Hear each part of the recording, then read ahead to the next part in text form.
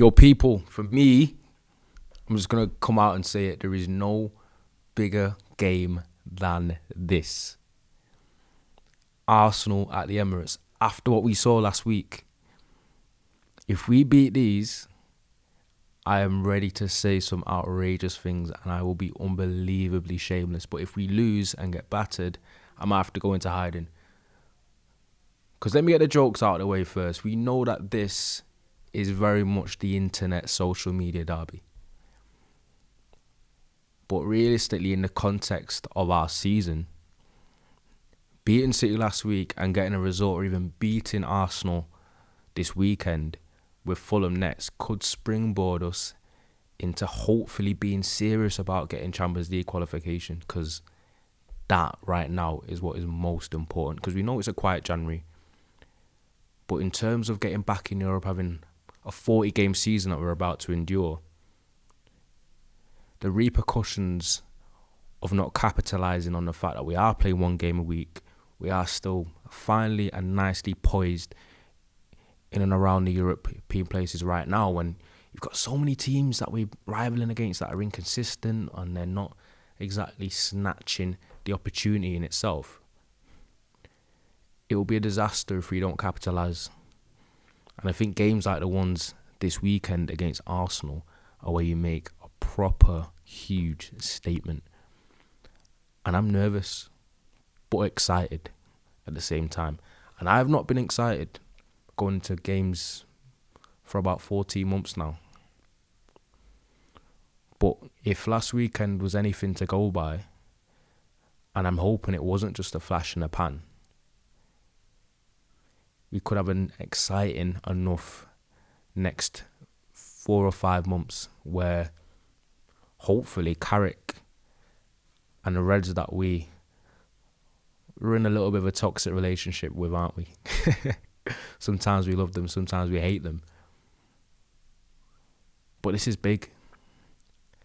And I think the confidence and momentum that the lads will be able to ride, having getting a result this weekend, will help us take on these tests that we've got to come, which is against the smaller sides, against the middle table sides, where we should have the impetus to kind of take the games for the teams, and the game states will be a little bit different. The onus is on us to control matches and create opportunities. But those are bridges we'll cross when we get there. But right now, we are having played against one of the top 2 sides in the league last weekend. We are playing what pains me to say, the best team in Europe right now.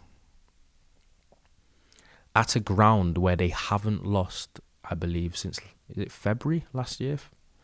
Something ridiculous. It's a bit of a fortress for them. They are difficult to beat anyway. I think they haven't lost in 12 matches.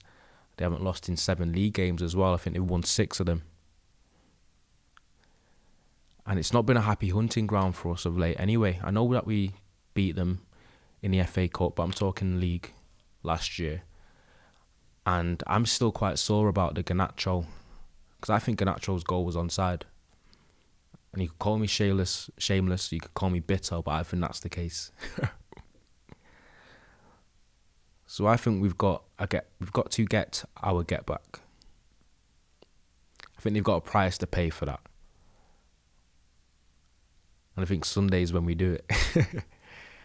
I'm so, do you know what I mean? The anxiety's there, but it's going to be squeaky bum all game, because this game matters a lot to the team, but it matters a lot to the fans. It matters a lot to me, because I hate Arsenal. I despise them with every fibre of my being. I wanted to come on here and joke a little bit about it because it is a social media derby, but this is serious. This is war. And the players need to approach the game the same way. And they also have to see it as an opportunity to take a big scalp. Because there's been a lot of water thrown on the fire of the win that we got against City, because they went and lost to Bodo Glimt, and people were downplaying it anyway because City had a lot of back 4 injuries. That's by a lot of Amorim, people that are Amorim cultists, people that are very sore that he's gone. We're trying to downplay a Derby Day victory. And they've been doing it even more so because City followed up getting a bad result away in Norway against Bodo Glimt. Quietly ignoring that before we beat City last weekend, they hadn't lost in 13 matches. It wasn't like they were losing every week. It was a statement win, and United have the opportunity to do a double and put the whole league on notice. But imagine the energy, the fire that would instill in the team if we were able to get a result at the Emirates. I keep saying get a result because a win would be fairy tale stuff, I think. But I still feel cringe saying that because I think Manchester United are a big club. We should hold ourselves to account, and we shouldn't be thinking wins at the Emirates or wins against Arsenal are like these World Cup victories. But when you contextualise everything that's going on, it could very well be that catalyst. I was hoping that last week would be a catalyst for us to get a result. But if you look back after these two games, especially where we were when we got beat by Brighton and knocked out the FA Cup, the managerial situation looking so shaky and the fan base being so divided and sombre, what a better way to unify everyone to get a result and to shut Arsenal, Arteta and his Lego head, the unlikable players that they have, the delusional fan base. That's only one side of the coin, really. But just in terms of looking insular at ourselves, it's a possible 3 points or even one on the board closer to qualifying for Europe, but also giving the team the belief that they can go on a magical run. Because I believe that United and the players that they have are capable of beating anyone in the league on their day. So why can't we go on a run of winning matches? I know we haven't been used to it. We have a guy that hasn't been able to cut his hair. But we got to look at ourselves and ask ourselves, are we able and capable to go on a run? Can we show the mentality? Can we be serious? That team talk that Michael Carrick will have needs to be a big one.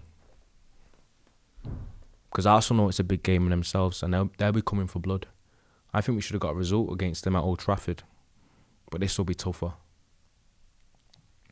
You know the threats that they possess. Saka, he's not scoring and assisting at the rate he'd like to, but he's always a danger.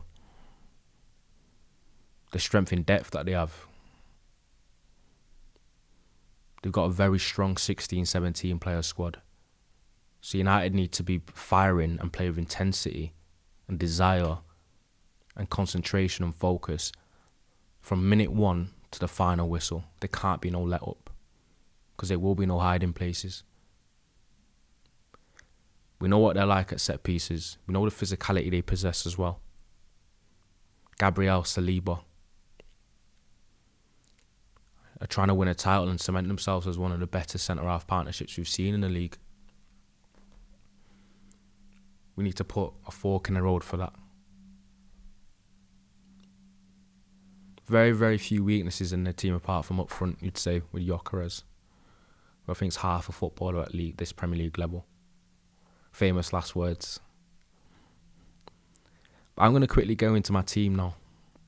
Because it's hard to prepare for Arsenal because whatever you want to say about Arteta, he's a good gaffer. And they don't just play one way. They're very chameleon-like in the way that they play and can operate. He's quite a clever operator sometimes. Sometimes he can overthink it, but they're very much prepared for any game state. And they break games open with their set-piece ability, which is somewhere that I'm concerned about. And I've included that in my starting 11. But this is the 11 that I've gone for. And I know the propensity and the tendency is to not really change a winning team, but never are two matchups the same. Sometimes you got to take emotion and sentiment out of it and think about what your opponent is. The threat that City pose you isn't the same threat that Arsenal poses you. So you got to pick your team and personnel accordingly. And the team that I've gone for is the men's in goal.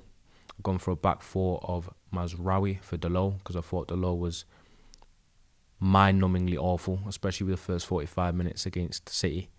He came back into it and it was a little bit more solid, but the first 45 minutes scared me. And all it takes is a bad couple of minutes as a defender against a team like Arsenal, and your team can be out of the game. And I've gone for a centre-half pairing of Maguire and Martinez. I've gone for Dorgu at left back. I've gone for the same midfield three of Mainu, Casemiro and Bruno. I've gone for Mbumo on the left, Ahmad on the right, and I think Sesko back into the team up front just for that physical presence. I know that's the type of striker that Gabriel likes and thrives against. He like the physical forwards that they can be tight with, they can be up against, and that's almost their stimuli for defending. So I can see why people would want probably a more false nine type like Mbumo or a runner type like Cunha, where they're dropping off and kind of giving them a different thing to deal with. But for me, I think if Sesko doesn't play, United then only have two aerial presences in the team, and that's Maguire and Casemiro. And I think against Arsenal, that could be a recipe for disaster. Because one thing that they are is physically strong. All the way throughout the team. Saliba, Gabriel, Declan Rice, even Timber, who's a centre-half who plays full-back when he starts. Calafiori as well, who's back in training for them at left-back. It's a big side. Marino if they start him.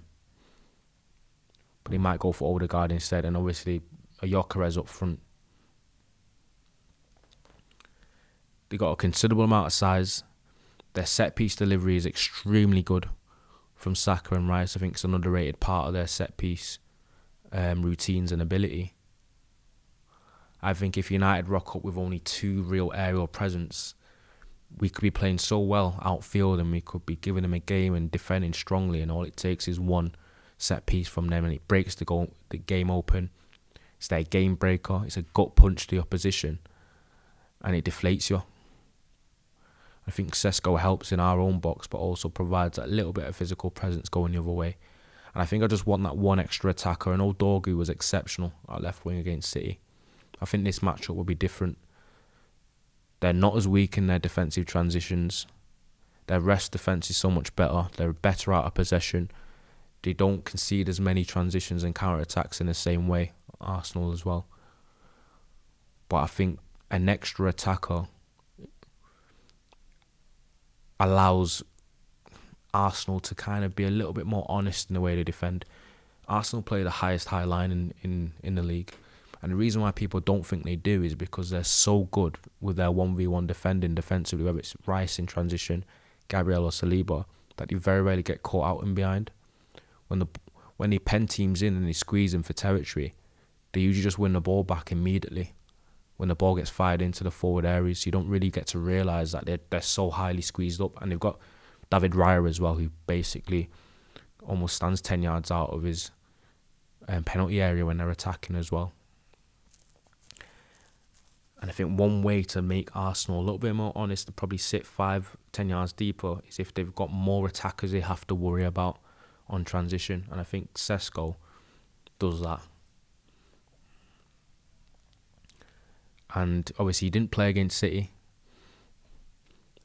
He played well in the previous two games before that, scoring 3 and 2.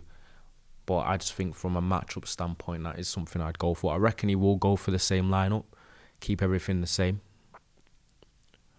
But that's definitely a change that I'd make. But yeah, I sound very business-like in this preview because it is. It needs to be that way. There can't be a second or 2 minutes of being lax or complacent. But I think there's enough in that team with a Cunha and a Mount to come off the bench. I think Cunha will be someone that is extremely important in this match in the second half to come on. He was a bit of a nuisance against Arsenal in the first game against Saliba and Gabriel.